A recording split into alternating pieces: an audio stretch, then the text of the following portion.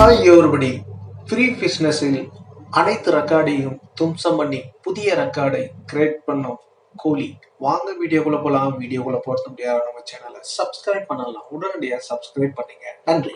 கூலி படம் அதிரடியாக இப்போ சூப்பராக வந்திருக்கு அப்படின்னு எல்லாரும் பார்த்தவங்க வியந்து பாராட்டு கொண்டு இருக்கு. இந்த நிலையில ஃப்ரீ பிஸ்னஸ்ல புதிய ரெக்கார்டுகள் கிரியேட் பண்ணிட்டு இருக்காரு கூலி. இப்போ அதிரடியா பாத்தீங்கன்னா ஃப்ரீ பிசினஸை பத்தி டாக் வந்துகிட்டு இருக்கு. எல்லா சேனல்களையும் இப்போ இதை பத்தி தான் பேசி, அதாவது சூப்பர் ஸ்டார் ரஜினிகாந்தோடைய கூலி படம் நம்ம வெளிநாட்டு உரிமை, அதாவது ஓவர்சீஸ் உரிமை பார்த்தீங்கன்னா 80 கோடிக்கு மேல இப்போ கேட்டுட்டு இருக்காங்களா சன் பிக்சர்ஸ் கிட்ட அப்படின்ற தகவல் வந்திருக்கு. இது மிகப்பெரிய அமௌண்ட் அப்படின்னு சொல்றாங்க. அதாவது 80 கோடின்றது சாதாரண விஷயம் இல்லை. அவங்களுக்கு லாபம் வரணும்னா கிட்டத்தட்ட 200 கோடி அவங்க வசூல் பண்ணணும்.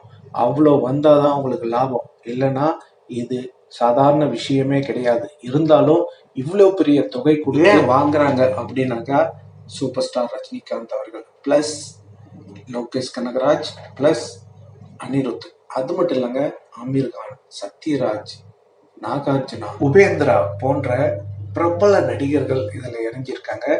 இதனால பெரிய எதிர்பார்ப்பை எகிரவிட்டு இருக்கு. இது இன்னும் டீசர் வரல, ஆடியோ லான்ச் நடக்கல, எதுவுமே இல்லை. சின்ன சின்ன கிளிப்ஸ் தான் வெளியிட்டாங்க. அது கூட ஷூட்டிங் ஸ்பாட்ல நடந்த அந்த கிளிப்ஸ்.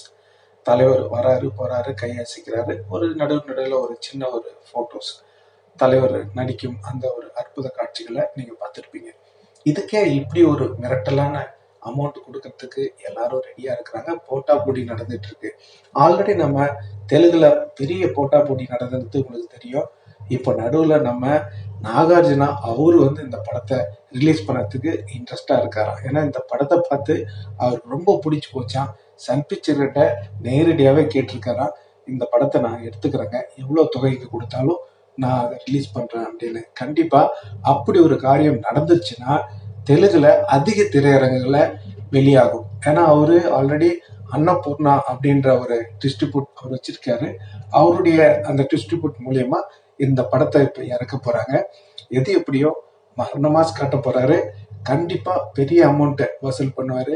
முன்னாடியே நம்ம சொல்லியிருந்தோம், இது 50 கோடி வரைக்கும் பேச்சுவார்த்தை நடந்துட்டு இருக்கு அப்படின்னு. 50 கோடினா சாதாரண விஷயம் கிடையாதுங்க. அவங்க 100 கோடி வசூல் பண்ணாதான் அவங்களுக்கு கொஞ்சமாவது லாபம் கிடைக்கும். பெரிய பெரிய டிஸ்ட்ரிபியூட்டர்ஸ் இது மோதல்ல இருக்காங்க. எப்படி சாத்தியமாகுன்னு தெரியல. நம்ம நாகார்ஜுன அவர்கள் நேராவே கோதாவில் இறங்கிட்டாரு. கண்டிப்பா அதிக திரையரங்குல வெளியாகி நிறைய வசூல் செய்யும் அப்படின்றது மட்டும் உறுதியாயிடுச்சு. ஏன்னா நம்ம ஜூனியர் என்டிஆர் அவரு செகண்ட் ஹீரோ தான். அது இல்லாம அந்த படம் தெலுங்கு படம் கிடையாது, அது டப்பிங் தான். ஏன்னா ஹிந்தி படம் தான் அது.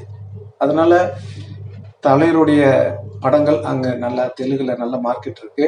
2 பேருமே பாத்தீங்கன்னா டப்பிங் படம் தான். அதனால ஈக்குவலான தேட்டர் கிடைக்கலாம், கூலிக்கு அதிகப்படியான தேட்டர் கிடைக்கலாம். அவ்வளோ அற்புதமான படமா வந்திருக்கு. எல்லாரும் பார்த்து வியந்து இருக்காங்க, பாராட்டி கொண்டும் இருக்கிறாங்க. இது போல ஒரு அற்புதமான படத்தை இது வரைக்கும் பார்த்ததே கிடையாது அப்படின்னு பிரமித்து போயிருக்காங்க. தலைவருடைய நடிப்பு சொல்லவே தேவையில்ல. அவர் ஸ்கிரீன்ல வந்தாலே மிரட்டுவாரு. அனிருத் மியூசிக் சொல்லவே தேவையில்ல, தலைவருக்கு மேஜிக் தான் பண்ணுவாரு.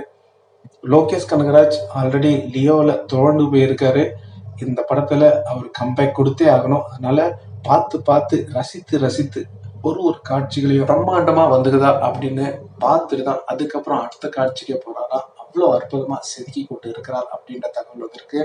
Super star மரணமாஸ் காட்டியிருக்காரு. அது சத்யராஜ் படத்தை பார்த்துட்டு அவரே மிரண்டு போய் லோகேஷ் கிட்ட சொன்ன அந்த ஒரு தகவலையும் நான் உங்ககிட்ட பகிர்ந்துருந்தேன். ஃப்ரீ பிசினஸ்ல விண்ணை முட்டுகிறது அப்படின்னு சொல்லலாம். இது வரைக்கும் பாத்தீங்கன்னா 500 கோடிக்கு மேல ஃப்ரீ பிசினஸ் ஆயிருக்குதா இப்ப சொல்லப்படுது.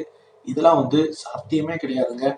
இது வரைக்கும் அதிகமா ஃப்ரீ பிசினஸ் பண்ணது அப்படின்னாக்கா 2.0 அப்படி சொல்லலாம். 2.0 தான் ஒரு 350-400 கோடி கிட்ட அவங்க ஃப்ரீ பிசினஸ் பண்ணாங்க அப்படின்ற தகவல்.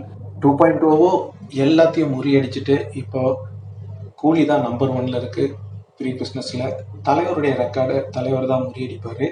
இப்போ தலைவர் ரெக்கார்டை தலைவர் தான் முறியடிக்கிறது மட்டும் இல்லாம கிரியேட் பண்ணி வச்சிருக்காரு. இப்போ அடுத்தது யாரு உடைப்பா இந்த ரெக்கார்டை அப்படின்னு பார்த்தா ஜெயிலர் 2, அது கன்ஃபார்ம் சொல்லவே தெரியல. எது எப்படியோ இன்னைக்கு ஃப்ரீ பிசினஸ்ல நான் தாண்டா கிங் அப்படின்னு சும்மா சிம்மாசனம் போட்டு உட்காந்துட்டு இருக்காரு தலைவர். இன்னும் டீசரு எந்த ஒரு ப்ரொமோஷனும் ஸ்டார்ட் ஆகல. இப்போதான் போஸ்ட் ப்ரொடக்ஷன் ஒர்க்கு நடந்துகிட்டு இருக்கு. 90% முடிஞ்சிருக்கிறதா இப்போ தகவல். லோகேஷ் கனகராஜ் அவர்கள் அதிரடியா ஒரு பேட்டியில சொல்லியிருந்தாங்க. இந்தியில சொல்லவே தேவையில்ல, மேக்சிமம் திரையரங்குகள்ல வெளியாகிறதுக்கு சான்சஸ் இருக்கு. ஏன்னா ஆல்ரெடி பார்த்தீங்கன்னாக்கா இந்த படத்தை ஓடிடியில் அவங்க எந்த ஒரு ரெஸ்ட்ரிக்ஷனும் இல்லாமல், அதாவது 8 வாரம் சென்று ரிலீஸ் பண்ணிக்கலாம் அப்படின்னு சர்டிஃபிகேட்டை சொல்லிட்டாங்களாம். அதனால கண்டிப்பா எல்லா திரையரங்குலையும் இந்தியில வெளியாகிறதுக்கு சான்சஸ் இருக்கு. இந்த படம் மாபெரும் வெற்றி அடையும். ஆல்ரெடி வார் 2 பின்வாங்கியதா ஒரு டாக் போய்கிட்டு இருக்கு. வெயிட் பண்ணி பார்ப்போம். எது எப்படியோ அவங்க மோதினாலும் சரி மோதாட்டாலும் சரி, தலைவருடைய படம் தான் அங்க வின் பண்ணோம். கண்டிப்பா 1000 கோடி அடிக்கிறது உறுதி அப்படின்னு திரை வட்டாரங்கள் எல்லாரும் இப்போ பேசிட்டு இருக்காங்க. நீங்க சொல்லுங்க, கூலி எவ்வளவு வசூல் பண்ணோம்? உங்களுடைய கருத்துக்களை கமெண்ட்ல சொல்லுங்க.